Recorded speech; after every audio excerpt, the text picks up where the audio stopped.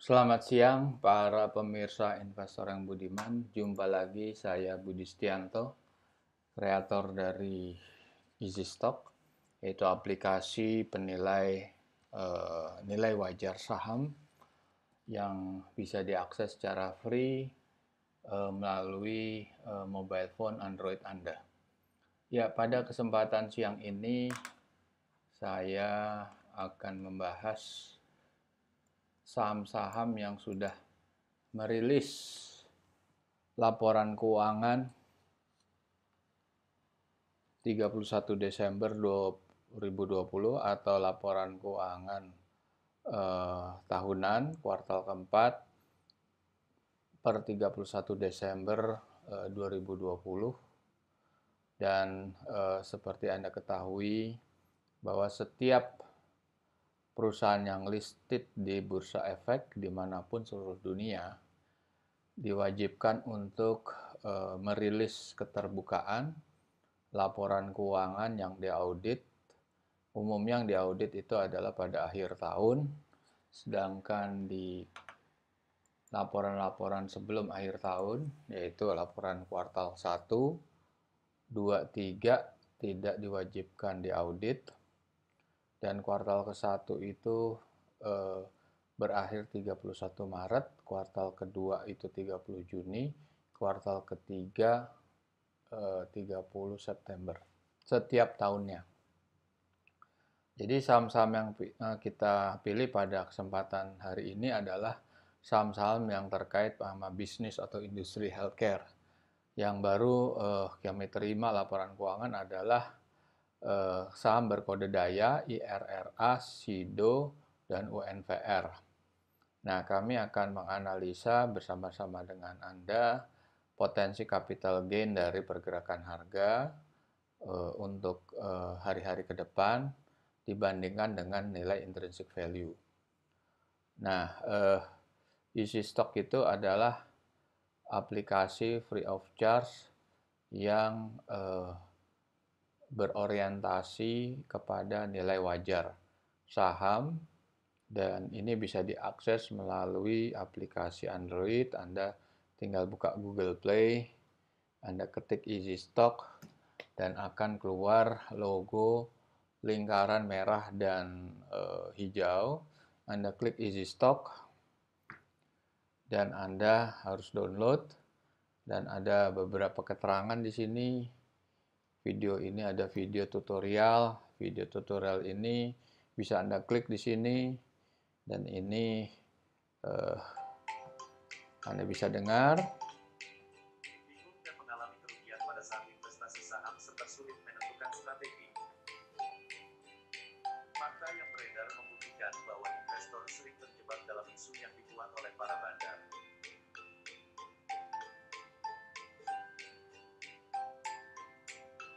Faktanya ada begitu banyak tools berdasarkan analisa teknikal tanpa memperhitungkan sisi fundamental laporan keuangan perusahaan tersebut.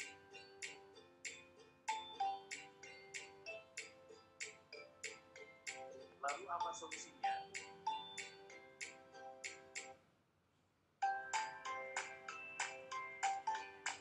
Oke, itu adalah sebagian besar daripada tutorial. Anda bisa dengarkan sendiri. Yang kita tarik kesimpulan dari tutorial itu ada peran dari investor bandar, dan ada peran daripada berita-berita yang beredar yang menyebabkan investor bisa terjebak ke dalam suatu permainan yang tidak bisa dikendalikan, dan tentu pengendalinya itu adalah para bandar, dan itu adalah solusi-solusi apa yang bisa diberikan, yaitu ada di Easy Stock. Nilai wajar ini adalah suatu hal yang penting bisa dipahami. Saham itu ibarat barang dagangan. Kalau Anda menganalogikan seperti barang otomotif, misalnya mobil, Anda juga tahu bahwa mobil Toyota Avanza keluaran Astra tahun 2020 terakhir itu mungkin dirilisnya 30 Desember, dan bisa saja atau sebelumnya, dan itu ada price list-nya. Price list-nya berapa? Mungkin price list-nya 250 juta, dan itu sudah fix ya, tidak pernah bisa berubah. Karena itu harga perdana. Nah, harga pasar primer. Kalau di saham itu yang disebut harga IPO. Nah, sama seperti otomotif tadi, harga mobil keluaran Astra itu pun sudah memperhitungkan segala sesuatunya, termasuk keuntungan yang mereka peroleh, komisi yang mereka berikan kepada dealer, dan biaya-biaya yang timbul lain. Itu sudah diperhitungkan, jadi mereka sudah mematok tingkat keuntungan sekian. Begitu juga perusahaan-perusahaan yang mau listed itu eh, harus ditangani oleh underwriter, yaitu pihak yang mempunyai lisensi dari otoritas, yaitu OJK, Otoritas Jasa Keuangan, dan mereka mempunyai hak untuk membawa suatu perusahaan ke bursa saham. Nah, nilai wajar itu kalau di otomotif lebih terkait kepada pasar sekunder atau pasar mobil bekas.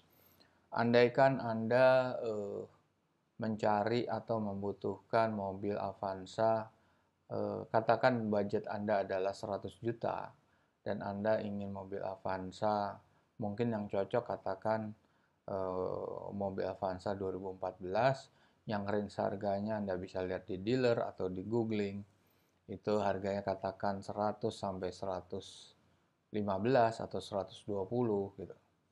Nah, Anda tentunya apabila Anda ketemu barang yang Anda cari sesuai dengan budget Anda dan ditawarkan dengan harga katakan di 115, tentunya Anda tidak akan langsung membayar atau melunasi, tapi Anda pasti akan melihat atau mengecek kondisi fisiknya. Pertama, Anda lihat bodi, eksteriornya, catnya seperti apa, pernah tabrakan atau tidak. Kedua, Anda melihat mileage-nya, perawatannya, riwayat perawatan. Anda melihat interiornya bagaimana, sudah masih terawat atau masih terawat atau masih orisinil, atau bahkan sudah banyak yang rusak gitu. Kemudian Anda cek yang tentunya adalah kaki-kaki dan mesin mobil itu sendiri. Yang terakhir pasti Anda minta test drive. Di test drive Anda merasakan apakah masih nyaman atau tidak. Buangan mufflernya seperti apa. Kalau Anda yang ahli, Anda bisa mencium baunya. Setelah Anda mengetahui, mengecek parameter-parameter itu, barulah Anda melakukan penawaran. Nah, penawaran itu bid. Bid Anda mungkin 100 juta. Anggaran Anda 110 dengan harapan 10 itu untuk melakukan perawatan yang tidak terduga. Begitu juga di saham. Cuma di saham itu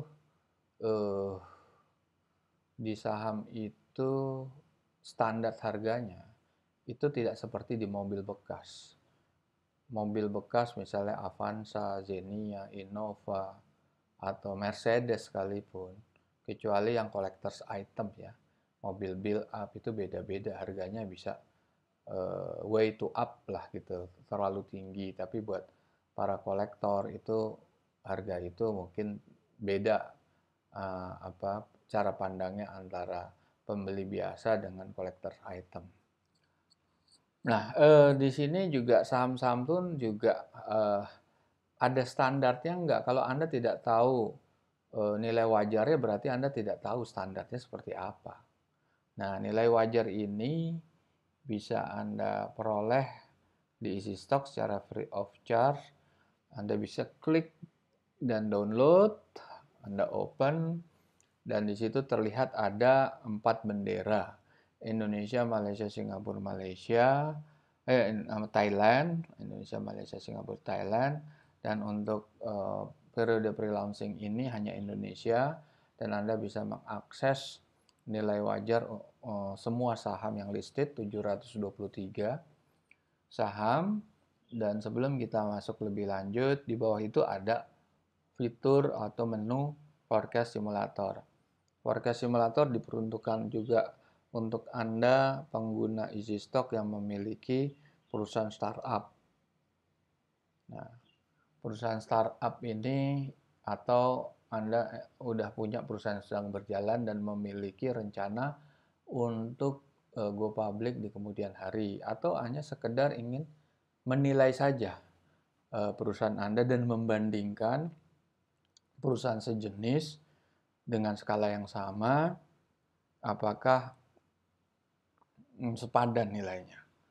Nah, itu Anda bisa isi parameter ini, nama perusahaan Anda, jenis usaha Anda, bergerak di industri apa, di sektor apa, tentunya alamat email Anda, dan lokasi Anda berada di kota mana. Baik, kita klik. Nah, di sini reportnya kan terserah Anda. Anda memasukkan report kapan. Kalau Anda punya report terakhir, berarti laporan tahunan 2020. Atau Anda baru siap untuk laporan tengah semester atau semester 1 2020. Nah, ini Anda masukkan. Yang Anda masukkan pertama, ada berapa set parameter di sini. Revenue growth average ini bisa Anda gunakan historical pertumbuhan Anda, bisa Anda gunakan pertumbuhan rata-rata pesaing di wilayah Anda, di regional Anda, atau Anda mengambil secara umum, secara global, di googling rata-rata perusahaan dengan sektor industri tertentu di mana Anda berada itu growth-nya seperti apa, dan bisa disesuaikan di zaman pandemi ini seperti apa. Berikut government bond. Government bond adalah suatu instrumen pasar uang, yaitu surat utang negara yang bertenor 10 tahun yang kita gunakan, dan ini bisa kita lihat di analisa berikut.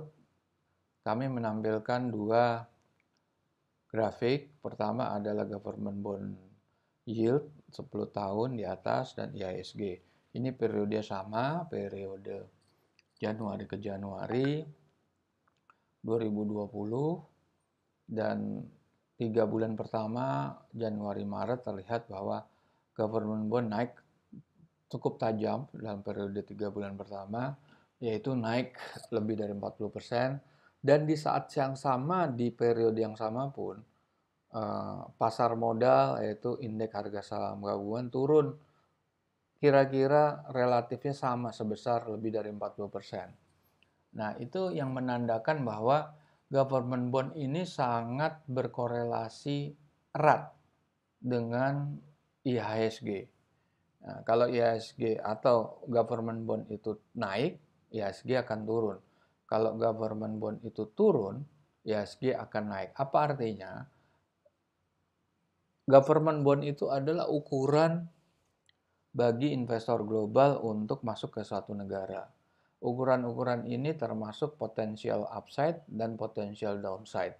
Resikonya seperti apa, itu semua digambarkan dengan yield. Makin tinggi ekspektasi mereka, yieldnya makin tinggi. Artinya apa? Tingkat resiko masuk ke suatu negara itu dianggap lebih besar kalau yieldnya itu naik terus gitu. Faktornya macam-macam. Di dalam government bond itu tentunya ada beberapa parameter, salah satunya tingkat suku bunga. Nah, itu kita lihat kenapa waktu itu 3 bulan pertama di 2020 naik tajam, karena pada saat itu tingkat suku bunga masih tinggi, kalau nggak salah sekitar 7-8%, dan parameter-parameter lain juga terkait, dan itu setelah itu mengalami penurunan kan government bond yield itu, sehingga terjadi perpindahan uang, perputaran atau switching dana dari pasar uang ke pasar modal, balik lagi. Sebelum terjadi 3 bulan terakhir yang isu pandemi atau pandemi masuk ke Indonesia, itu pergerakan itu banyak masuk ke pasar modal, sehingga IHSG naik.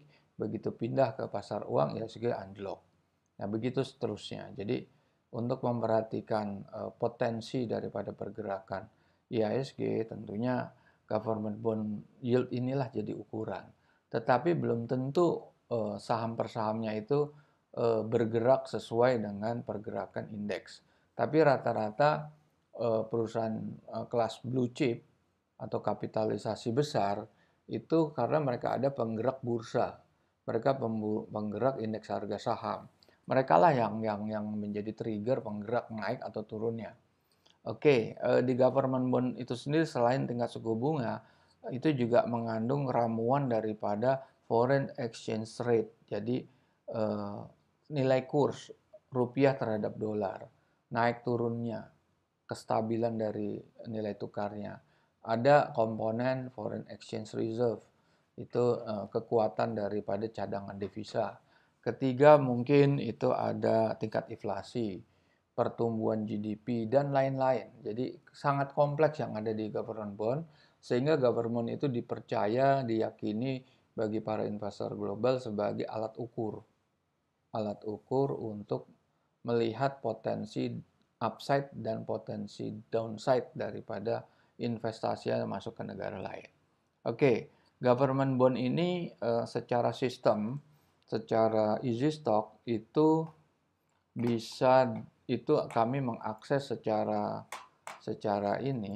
otomatis itu ke situs-situs global seperti CNBC, Bloomberg, IBPA, Indonesia Bond Price, atau ke Central Bank. Karena setiap hari Bank Indonesia pasti mentenderkan ini, dan setiap hari ini bergerak entah naik entah turun.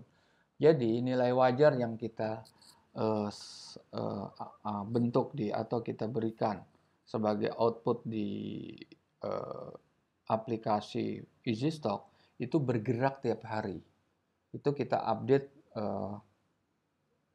after office hour, setelah jam 4, jam 5. Jadi itu ada beberapa kali, yaitu jam 6 sore, jam 9 malam, jam 12 malam. Kira-kira waktunya ada 3 waktu untuk mengupdate apabila terjadi masalah di sistem, masalah keterlambatan daripada informasi dari situs-situs yang kami targetkan.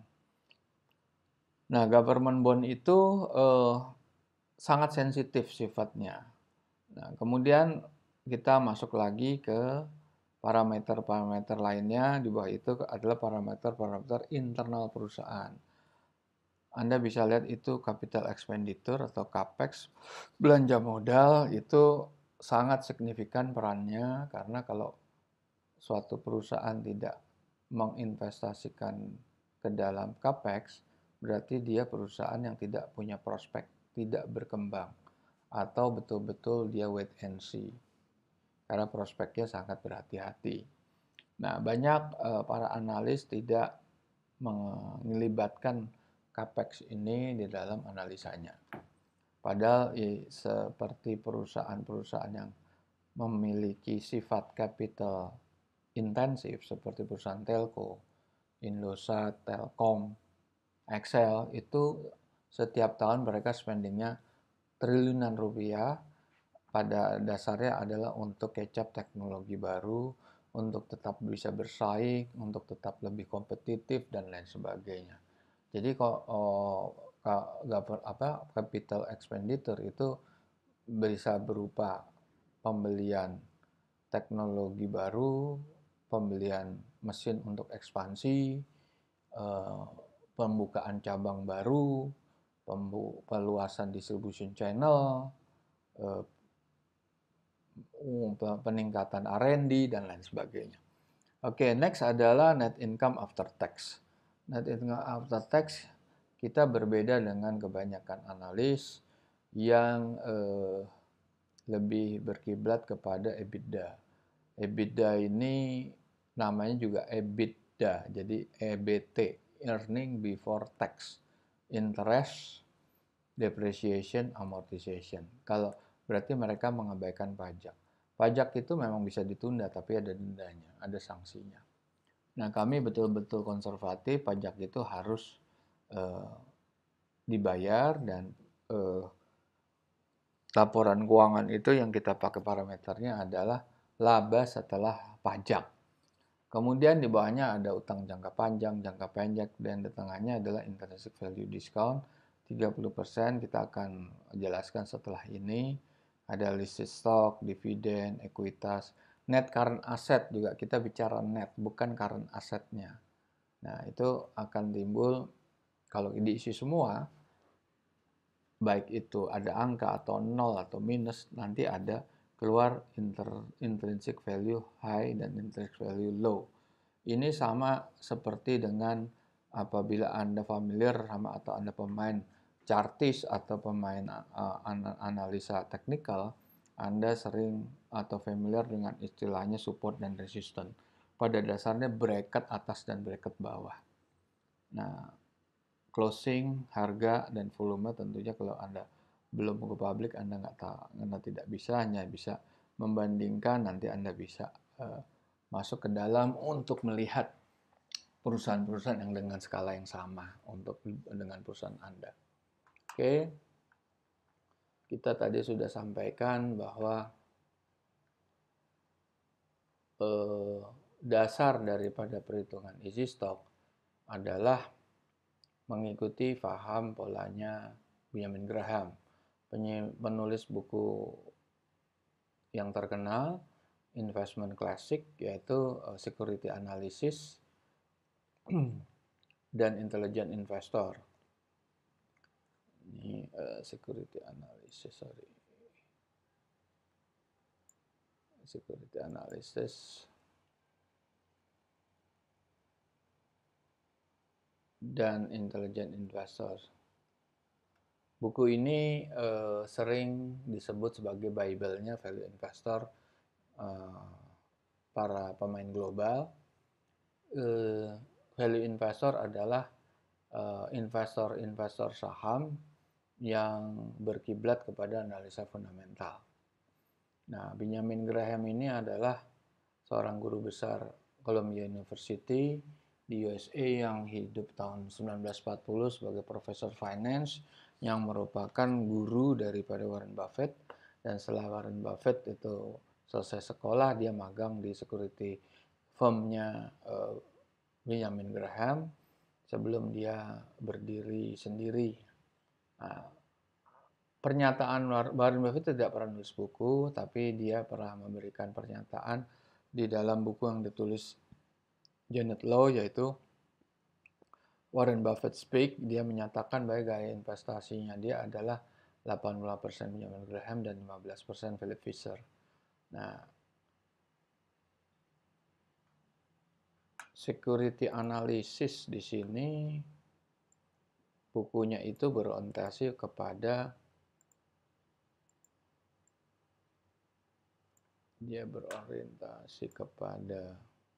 saya rubah dulu, berorientasi kepada nilai wajar saham. Jadi security analysis itu buku setebal 750 halaman, itu betul-betul mengupas secara detail balance sheet-nya dan profit and loss statement, cash flow statement untuk memperoleh nilai wajarnya. Dan buku keduanya yang kita adopsi adalah The Warren Buffett Way. Itu ada contoh daripada cara menghitung Warren Buffett, dan di situ kita adopsi. Jadi easy stock ini sudah mengadop kepada rumusan Warren Buffett dan Benjamin Graham, dan sudah diperoleh hak intellectual property selama 50 tahun ke depan untuk aplikasi penilai harga saham dengan program komputer. Jadi programming ini sudah mempunyai hak paten atau hak intellectual property. Nah, sisanya Warren Buffett itu berorientasi atau gaya investasinya orientasinya kepada Philip Fisher yang merupakan juga penulis buku manajemen yang terkenal, Common Stock and Uncommon Profit, di mana buku itu tidak berorientasi untuk memperoleh output numbers-nya atau nilai wajarnya, tapi lebih menganalisa manajemen secara keseluruhan dan secara komprehensif, yaitu gaya manajemen perusahaan, mulai dari situ, hubungan manajemen dengan owner, hubungan owner dengan employee, hubungan manajemen dengan serikat buruh, distribution channel-nya, sales force-nya, structure organization-nya, secret recipe-nya, dan lain sebagainya, customer loyalty. Nah, ini tentunya kalau Warren Buffett itu berorientasi 85% penjamin berkah, berarti dia pastinya adalah melihat nilai wajar.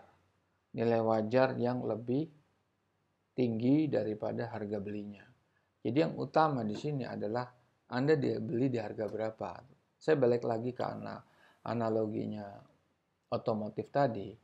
Kalau Anda beli mobil Avanza 2014, setelah Anda cek itu yang ditawarkan harga sesuai enggak, tentunya Anda ngebid di bawah itu.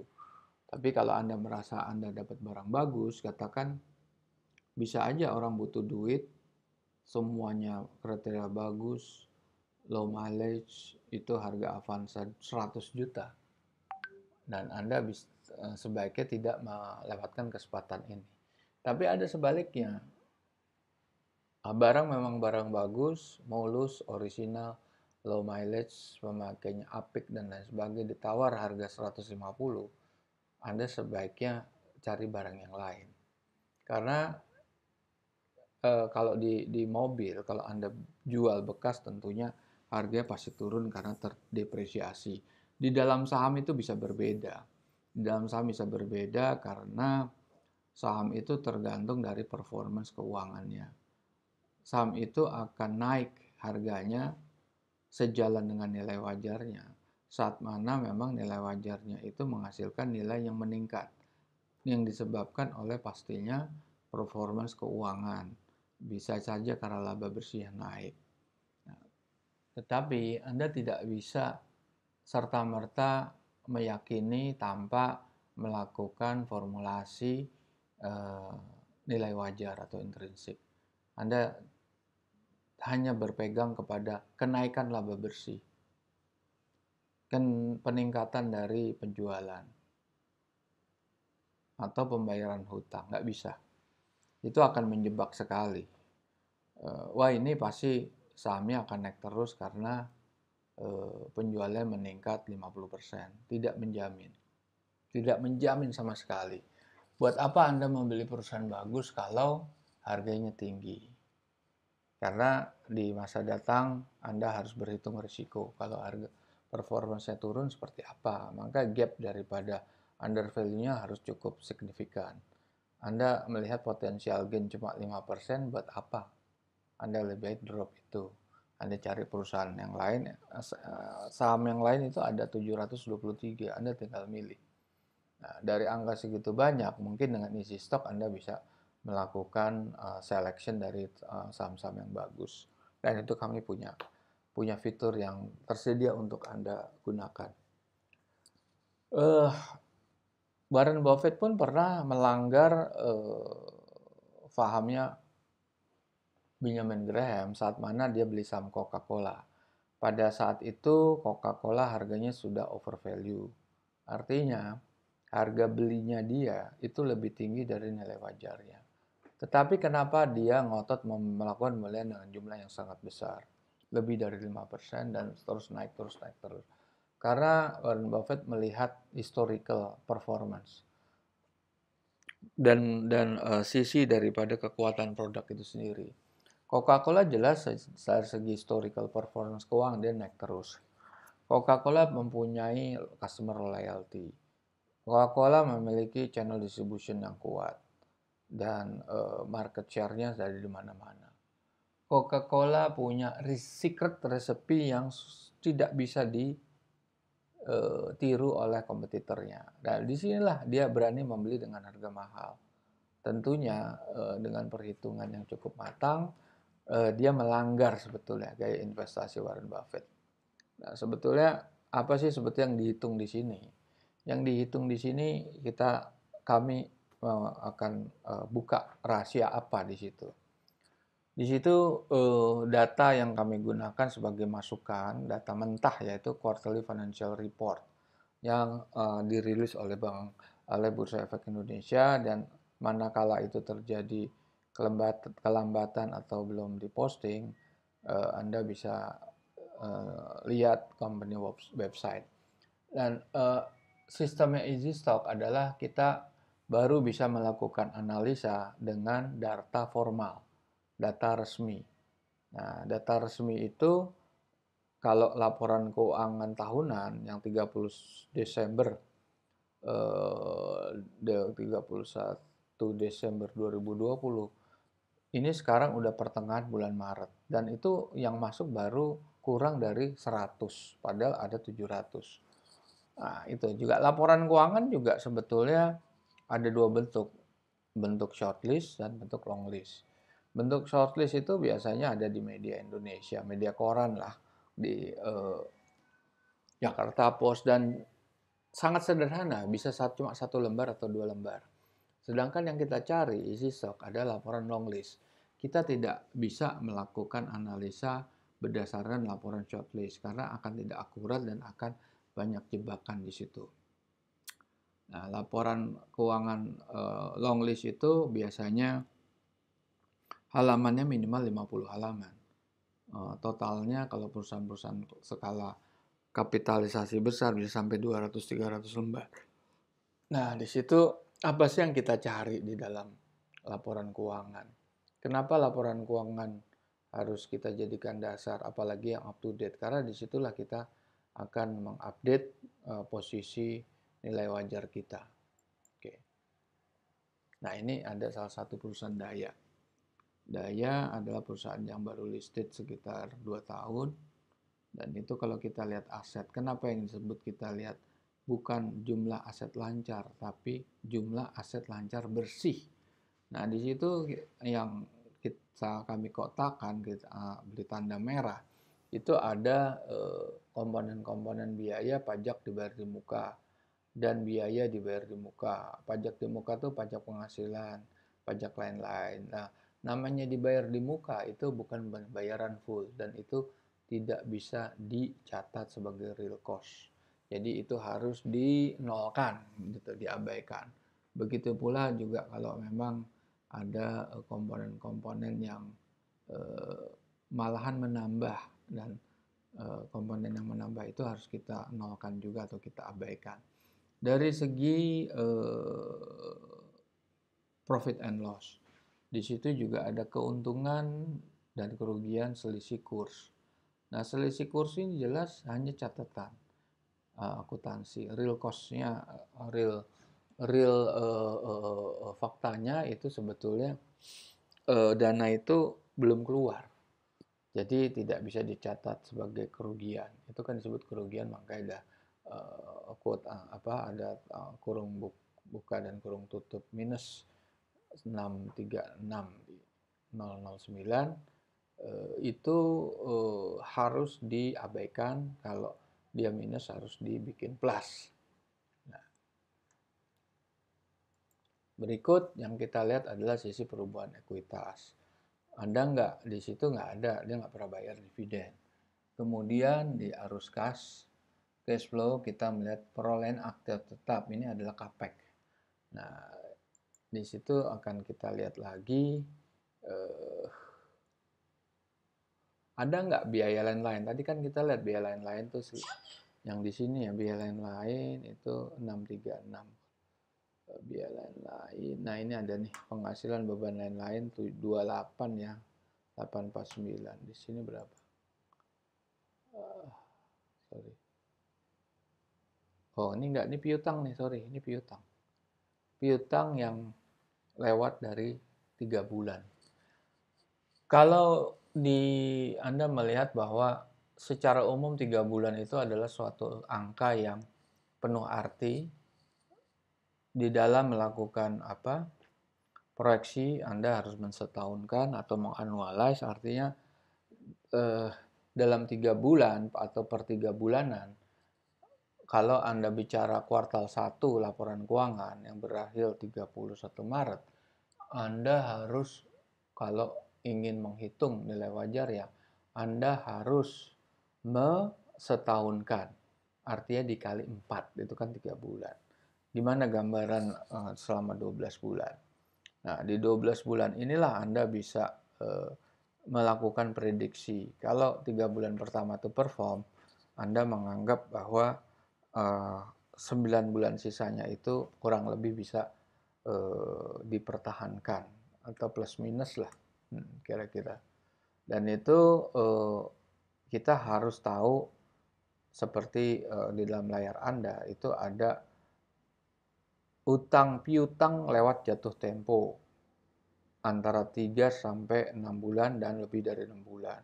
Itu jumlahnya sekitar berapa tuh? 600 juta sekian lah gitu. Nah, itu angka itu sebetulnya yang disebut non performing loan. Itu harus kita omit atau kita hapus sehingga mengurangi nilai current assetnya. Itulah yang disebut net current asset. Itu jadi net current asset itu tadi bisa ada pembayaran advance di muka dan juga NPL, net non performing loan. Dan kalau ingin mencari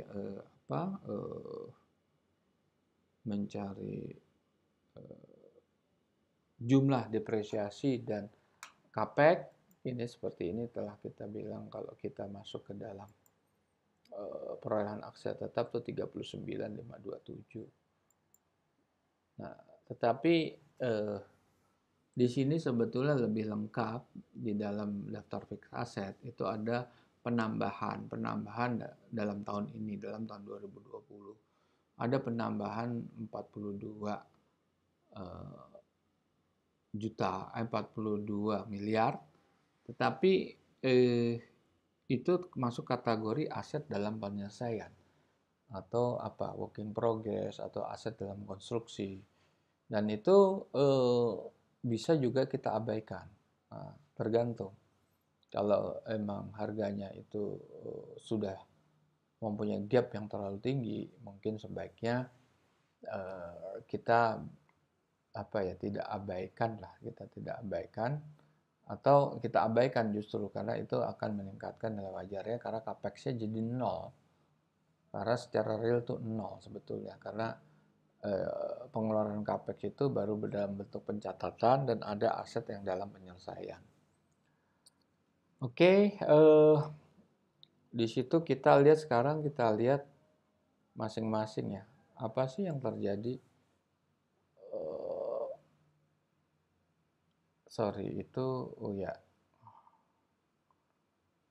Oke, di situ lihat UNVR, Unilever. Apa sih yang positif? Kita udah blok warna hijau positif. Kenaikan penjualan kecil 0,11. Tapi ada juga untuk itu posisi penjualan. Posisi laba bersih dia turun 3%. Nah, ada negatifnya. Sido penjualan itu naik 8 atau 9%. Dan di kontribusi jamu herbal tuh naiknya mendominasi, yaitu 90% daripada kontribusi peningkatan penjualan. IRRA juga ini naik double ya, dari 281 tahun lalu menjadi 563. Sedangkan Daya kan tadi bilang rugi ya, dia mencatat kerugian. Sekarang kita lihat kepemilikan. Daya ini baru go public kira-kira setahun 2 tahun, dan itu kepemilikan publik tuh hanya kurang dari 10%, ternyata disetujui. Dan inilah yang peraturan-peraturan yang sangat loose, dan itu terjadi perubahan yang signifikan dari jumlah perusahaan-perusahaan yang sudah go public. Antara 2019-2020 itu berbeda aturannya dengan tahun sebelumnya. Di tahun sebelumnya, kalau calon emiten itu 3 tahun merugi atau pernah merugi di dalam 3 tahun, dia tidak layak untuk ke publik. Artinya 3 tahun berturut-turut dia harus laba sebetulnya. Kalau dia rugi ya nggak bisa dia. Sedangkan di aturan yang terbaru tidak mensyaratkan itu, ini karena pemerintah itu mempunyai target lain, yaitu pemerintah ingin memperoleh pendapatan pajak sebesar-besarnya dari banyaknya emiten yang listed. Emiten yang listed selama 2 periode itu mencapai 200 lebih. pada periode 2018 itu jumlah emiten itu antara 500 atau kurang. Sekarang udah 723. Jadi dalam 19 dan 20 itu terjadi peningkatan kurang lebihnya 100 emiten, 100 perusahaan IPO setiap tahunnya dalam 2 tahun terakhir itu. Nah, tadi kan Anda sudah dengar di dalam tutorial di dalam Easy Stock itu ada perkataan bandar. Nah, sekarang kita bicara perusahaan daya. Masyarakat atau publik memiliki hanya kurang dari 8%. Artinya, ini kepemilikan saham minoritas tidak terlindungi. Karena kepemilikan di luar publik itu lebih besar dari 90%. Artinya, saham daya ini potensi digoreng luar biasa. Oke, begitu ya saham IRRA. Saham yang baru go public juga dalam waktu setahun 2 tahun ini. Saham masyarakat masih lumayan ya 18,75, tapi relatif kecil, kurang dari 20% sebelum masih kecil. Kita lihat saham SIDO. Saham SIDO itu masyarakat juga 18,2. Unilever juga 15. Tidak ada kepemilikan saham yang di atas 50%. Nah, beda di Wall Street itu yang kepemilikan publik 100% aja ada, yaitu perusahaan tua seperti General Electric. Jadi di sini proteksi dari investor minoritas itu sangat minim dengan kepemilikannya. Dan berikutnya adalah bisa aja itu proses karena buyback ya, bisa aja. Tetapi saya tidak terlalu yakin karena perusahaan ini baru go public dan perusahaan-perusahaan yang melakukan buyback biasanya perusahaan-perusahaan yang sudah established. Perusahaan-perusahaan yang baru IPO itu tidak akan menggunakan hasil raihan dari dana IPO-nya itu jelas untuk satu membayar utang, kedua untuk ekspansi di samping pembayaran dari kepemilikan saham yang berpindah dari pemilik lama ke pemilik baru yang itu perusahaan publik. Oke, nah terkait sama adanya bandar atau news yang bisa menyebab kita ke dalam permainan yang tergolong pada judi, di situ kami menggambarkan di slide berikutnya. Ini adalah gambaran kondisi pasar modal secara umum. Dua pemain yang kita kategorikan, investor institusi atau yang disebut investor kakap, investor bandar, itu pemainnya hanya 10%. Sisanya adalah investor retail. Nah, itu bisa jadi korban spekulasi. Investor retail ini pada dasarnya itu dikuasai oleh investor yang 10%. Mobilisasi dana itu dikuasai lebih dari 50% oleh investor kakap. Nah, pemain di pasar modal itu melakukan analisa seperti yang kita jelaskan di sini. Analisa itu ada dua macam, fundamental dan technical. Technical itu kalau investor profesional itu akan melakukan secara profesional. Artinya mereka sangat komprehensif lah. Beda dengan investor retail yang hanya amatiran. Nah, analisa fundamental itu Easy Stock itu mengacu pada stock valuation calculator. Beda dengan investor fundamental umum karena mereka datanya terbatas sehingga analisanya hasilnya kurang relevan. Seperti dia mengabaikan capex, dia tidak memperhitungkan biaya-biaya non recurring atau biaya-biaya atau pendapatan yang hanya insidentil.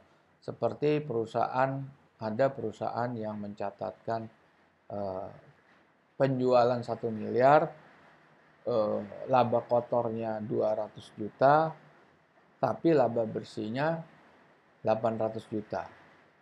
Artinya selisih harusnya kan biaya atau laba kotor lebih kecil daripada laba bersihnya. Ternyata ada pendapatan lain-lain, dan pendapatan lain-lain itu yang masuk di dalam komponen setelah laba kotor itu umumnya pendapatan-pendapatan insidentil, pendapatan-pendapatan yang tidak rutin, non-recurring lah, seperti penjualan aset, kerugian atau keuntungan selisih kurs. Penjualan aset kan macam-macam, bisa jual tanah, bisa jual pabrik, dan untuk perusahaan mie instan misalnya nggak mungkin dia jual tanah setiap tahun, nggak mungkin dia jual pabrik setiap tahun. Dia yang jual kan mie instan, bukan jual tanah atau jual armada mobil. Nah, di situ yang kita harus perhatikan dan jangan khawatir, analisa SISOK sudah memperhatikan, sudah bukan memperhatikan, sudah menghitung hal-hal yang seperti yang kami sampaikan itu. Terus analisa fundamental juga ada yang bersifat lebih ke arah kualitatif. Ini kualitatif. Kualitatif adalah saham-saham yang atau analisa yang berdasarkan analisa yang nggak terkait sama numbers. Dan kemudian ada analis atau investor saham yang menggabungkan fundamental dan teknikal. Ini menarik sebetulnya. Analisa fundamental itu sangat berguna kepada atau manakala Anda membeli saham. Anda membeli saham dengan harga berapa? Anda tidak mau mestinya kondisi mobil Avanza yang mulus, low mileage dan sebagainya tahun 2014 yang pasarannya 100 sampai 120 juta ditawar 160 juta. Anda pasti menolak kecuali benda-benda yang tergolong dalam collector's item. Oke, kita lihat pergerakan harga sahamnya sekarang. Saham Daya itu turun. Saham Daya turun terus. Saham, karena dia memang rugi, dia kan mencetak loss, bukan untung. Oke, saham IRA tuh naik. Naiknya lumayan 3 kali lipat. Apa habis itu turun lagi terus flat. Sempat naik sedikit flat. Pertanyaannya apakah saham ini bisa menghasilkan keuntungan yang sama seperti sebelumnya di akhir tahun gitu. Apa kita nunggu sampai akhir tahun?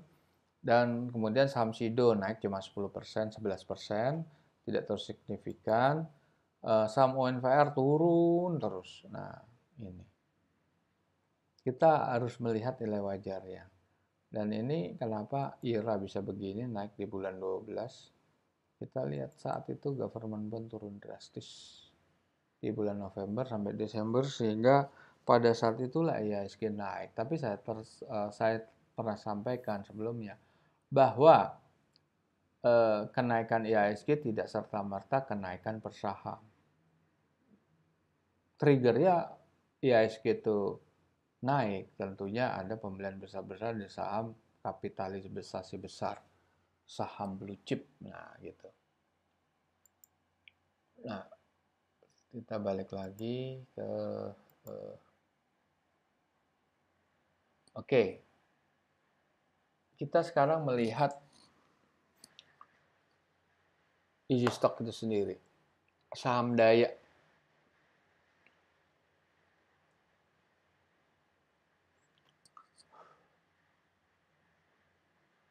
Saham saya minus ya tadi ya. Saya minus tapi kenapa nilainya masih cukup tinggi tetapi tetap over value. Kita lihat di situ Daya harga nilai wajar tertingginya 180. 180 itu dibanding dengan closing price itu 64%. Artinya tidak ada potensial upside. Yang ada adalah downside sebesar 36%. Dia akan turun. Yang lebih parah lagi, nilai wajar terendahnya cuma 70. Dan ada potensial downside, tidak ada upside-nya, downside-nya malah 75%. Nah, kita lihat, kita buka. Saham Daya. Saham Daya ini merugi, free cash flow-nya juga rugi, tapi itu ditopang sama net current asset yang 241, short term-nya itu 429. Nah, itu sorry. ini sebetulnya saham ini negatif. Ini mungkin ada eh, nah kita lihat di sini lah. Kita lihat saham Daya itu belum terupdate itu. Belum terupdate di sini kita lihat ya. Kita lihat mungkin ada kesalahan daripada sistem. Kita lihat free cash flow-nya tuh positif. Meskipun net income-nya negatif 48 miliar, tapi free cash flow-nya 61,8 miliar karena bisa aja itu ada biaya-biaya yang non-recurring yang harus kita abaikan sehingga balik kepada posisi nol lagi. Tapi kita lihat net current asset-nya itu negatif. Net current asset 288 dibanding utang jangka pendek yang 460 itu aja udah negatif. Apalagi ditambah utang jangka panjangnya. Nah, sudah tentu nilai saham ini atau nilai wajarnya itu sudah terlalu mahal atau over value. Berikut saham IRRA itu juga dia mengalami net income positif, free cash flow positif, tapi lebih rendah dari labanya. Current asetnya bisa menutup utang jangka pendek, net working capitalnya positif, nilai likuidasi juga positif karena long term debt-nya tuh cuma 1,6 miliar dan nilai wajarnya tuh di level 500-an. Tetapi closing price-nya 212. Karena nilainya udah terlalu naik, terlalu tinggi dia di sini, 3 kali lipat. Dia kan asalnya juga IRA itu di level 800-an. Kalau kita lihat di sini IRA itu 800-an. Nah, itu pun juga udah terlalu tinggi. Jadi sebetulnya kalau lihat di sini, ini harganya udah terlalu digenjot, terlalu tinggi di sini nih. Nih, IRA. Harusnya di bawah ini harganya. Jadi sebetulnya artinya gini, ini harga seperti ini. Anda ikutin nggak? Kalau Anda pemain teknikal, jelas Anda ikutin. Tetapi apakah selalu grafik itu betul-betul sesuai dengan kita harapkan meskipun kita melakukan analisa yang komprehensif dengan technical analysis? Belum tentu. Nggak mesti harus begini. Nah, apa gunanya nilai wajar saham adalah sebagai tolok ukur supaya Anda tidak terlalu agresif di sini. Secara teknikal bisa aja naik, buktinya memang naik kan. Memang dapat keuntungan 3 kali. Tetapi Anda harus manage risiko juga apabila grafik ini nggak terjadi. Ini kan sudah terjadi, ke depannya apakah selalu berhasil? Kan belum tentu. Nah ini Anda sudah tahu nilai wajarnya berapa. Ini kan IRA nih. Saya tunjukkan IRA. IRA nilai wajarnya cuma 500, harganya 2.120. Atau pada saat awal IRA ini pun juga harganya masih di level 800, masih lebih tinggi, sudah kemahalan juga. Nah, makanya mainlah, jangan banyak-banyak mainnya kalau kayak gini. Inilah easy stock bisa Anda pakai untuk sebagai ini, sebagai perimbangan, sebagai risk management Anda. Sehingga Anda tidak terjebak menyeburkan uang Anda semua ke sana. Berikut SIDO. SIDO 476. Closing price-nya 795. Terlalu tinggi. SIDO, kita lihat SIDO. SIDO.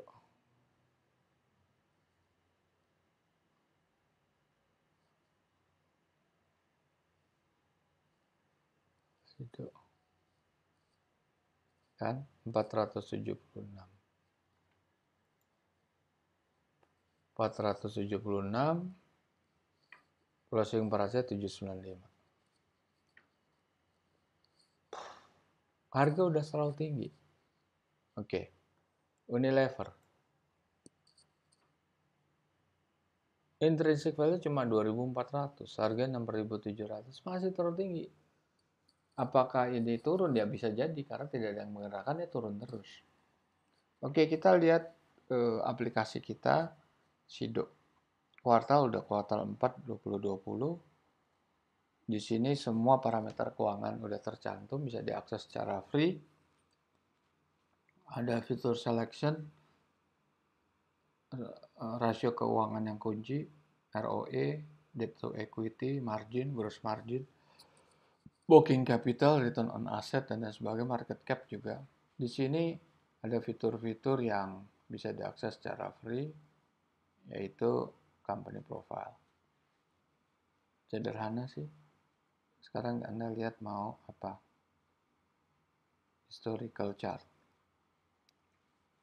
Nah, itu kan price-nya lebih tinggi 6 bulan coba.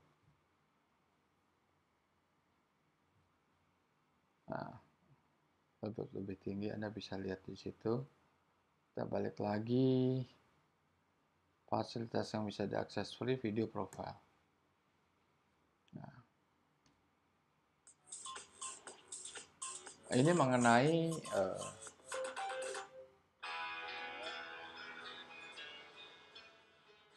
cerita mengenai Sido muncul itu sendiri, produknya apa, dan lain sebagainya.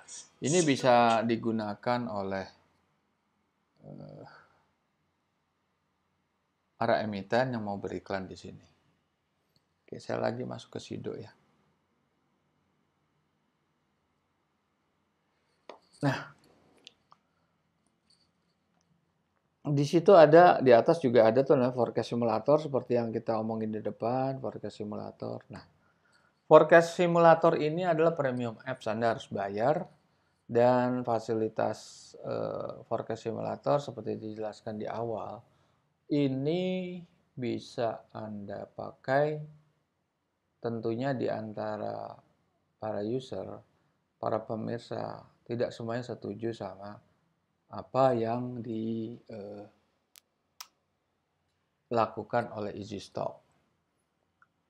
Bisa jadi mereka itu mempunyai pendapat yang tersendiri. Apapun pendapat Anda, sepanjang Anda bisa menyetujui parameter yang kita pakai, Anda bisa robah di forecast simulator. Dan Anda akan ketemu sama nilai intrinsiknya sendiri. Oke, kita buka. Oke.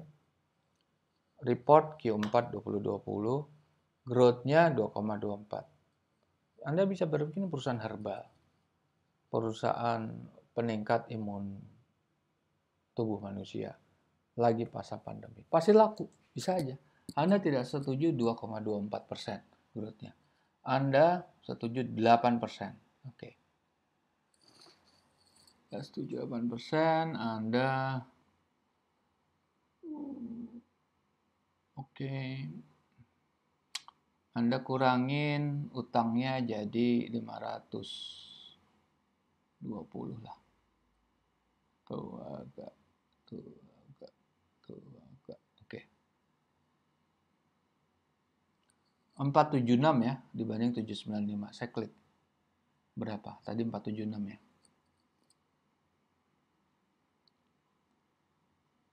752 mendekati. Terus Anda mau merubah yang mana lagi? Kalau Anda optimis atau memang ya setelah saya sampaikan, kami tidak akan mengupdate parameter kami untuk informasi-informasi yang bukan official. Bisa aja corporate secretary perusahaan Sido tuh menyatakan kami bisa closing kontrak sekian triliun. Apa kami rubah? Enggak. Kami baru merubah setelah mereka merilis laporan keuangan kuartalan. Dan long list, bukan short list. Tanpa itu kami nggak akan rubah. Karena kami konsisten dengan prinsip kami hanya merubah apabila segala sesuatu itu sudah official dan pasti. Sudah terreport dan dirilis ke pihak otoritas. Itu kita baru bisa merubah itu. Kalau nggak bisa. Oke.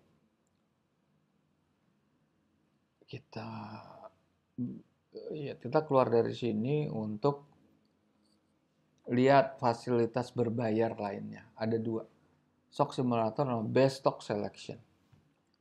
Nah, di situ Anda bisa men-sort by undervalue, overvalue, dividend, price line, volume rank. Berikut direction-nya bisa dari terendah, bisa dari tertinggi.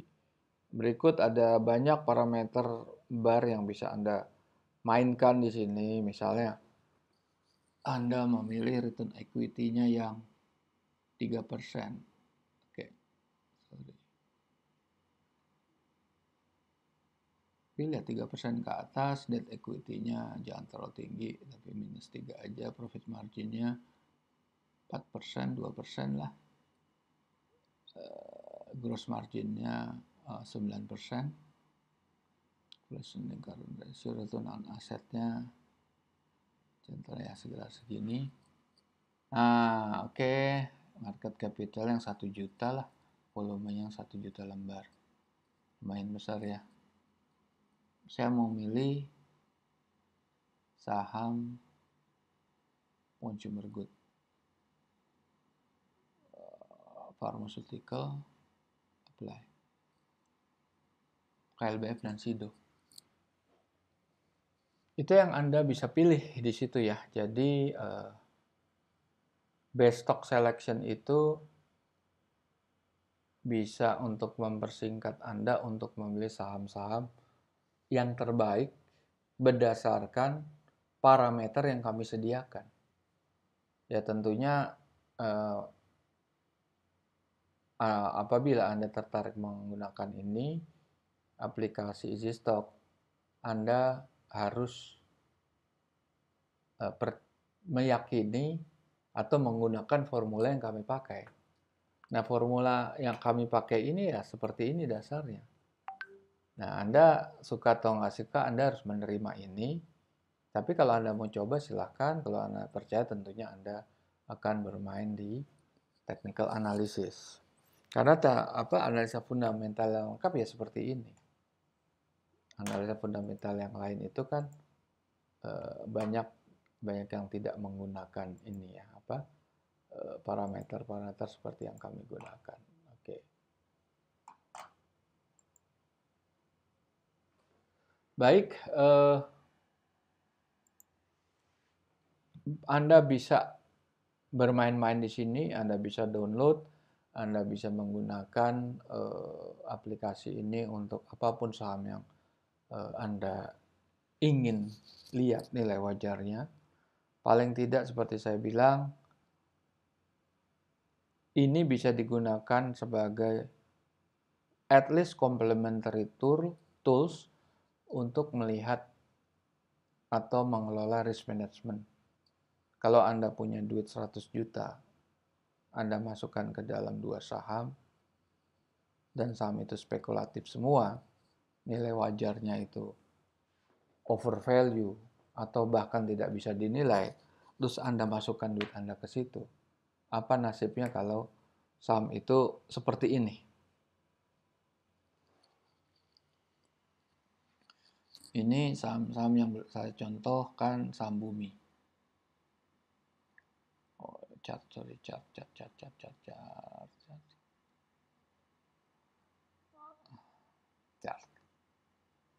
Bumi ya.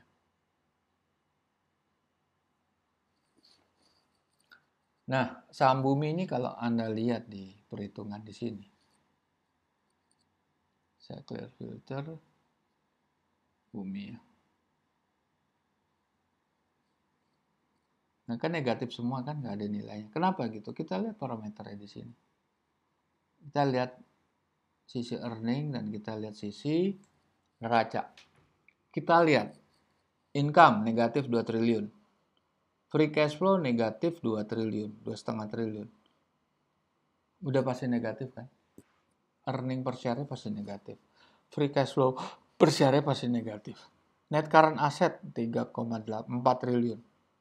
Short term debt-nya 20 triliun. Udah pasti negatif. Apalagi tambah long term debt. Jadi kalau Anda menghadapi situasi ke sini, apakah Anda mau beli? Semua Anda punya modal 100 juta, Anda belikan Bumi semua. Perkara Anda tuh tahu Anda temannya bandar, atau temannya mafia, saham, terserah. Bisa nggak agar mencapai 156 dan Anda tidak tahu kapan itu naik, dan ini turunnya sangat cepat. Apakah Anda kebagian dapat yang 150? Kalau ini Anda beli 50 naik ke 150 kan keuntungannya 3 kali lipat. Kalau Anda beli di 80, Anda nggak sempat jual terus harga udah ke 60 lagi. Bagaimana itu bisa naik? Orang nilai wajarnya negatif semua. Baik, untuk sekian dulu. Saya akan ketemu lagi dengan Anda di kesempatan berikutnya. Assalamualaikum warahmatullahi wabarakatuh.